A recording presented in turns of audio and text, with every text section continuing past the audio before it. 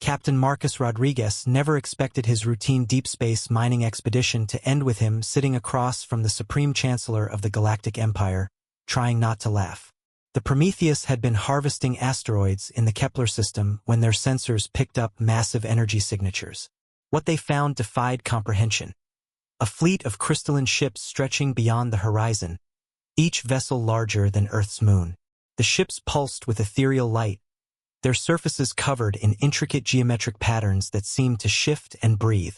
"By the void," whispered Lieutenant Emma Torres from the navigation console. "There must be thousands of them."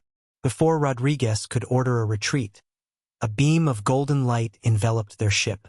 The crew braced for vaporization, but instead found themselves transported to what appeared to be a throne room carved from a single massive diamond.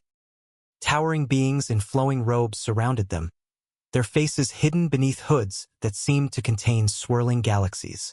The Supreme Chancellor Vexthera stepped forward, his voice resonating like the birth of stars.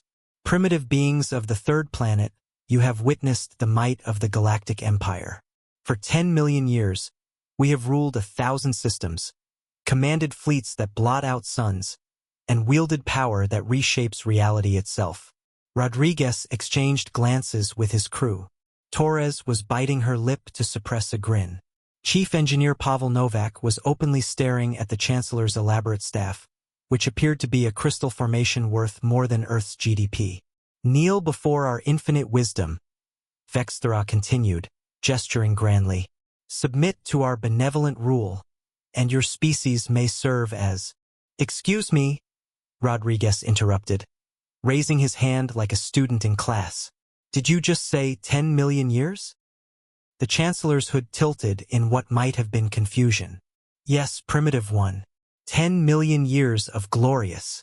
And in all that time," Rodriguez continued, his voice gaining confidence, "you've managed to conquer 1,000 systems?"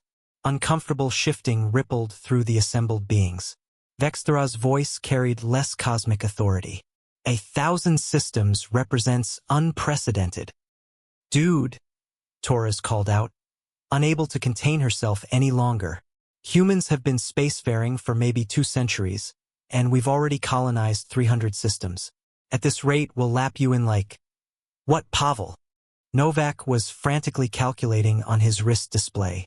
"Approximately 4,000 years, give or take." The throne room fell silent except for the awkward shuffling of cosmic robes. Chancellor Vexthera's voice cracked slightly.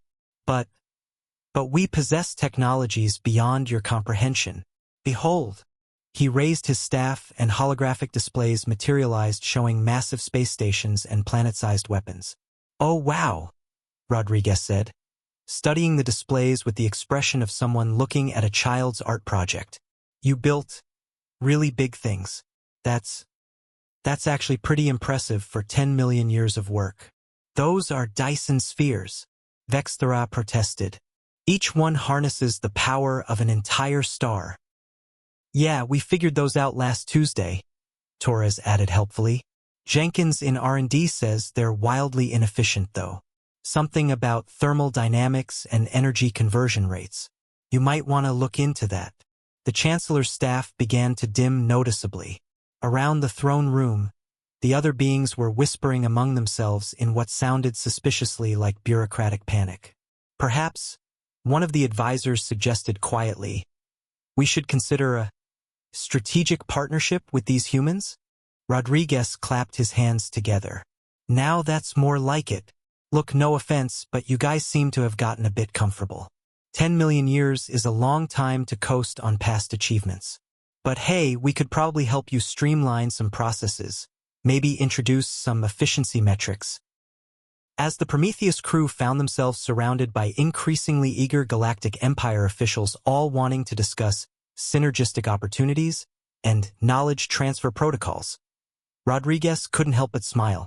Humanity had stumbled upon a vast cosmic bureaucracy that had spent eons perfecting the art of impressive mediocrity. The galaxy's newest partnership was about to get very interesting indeed.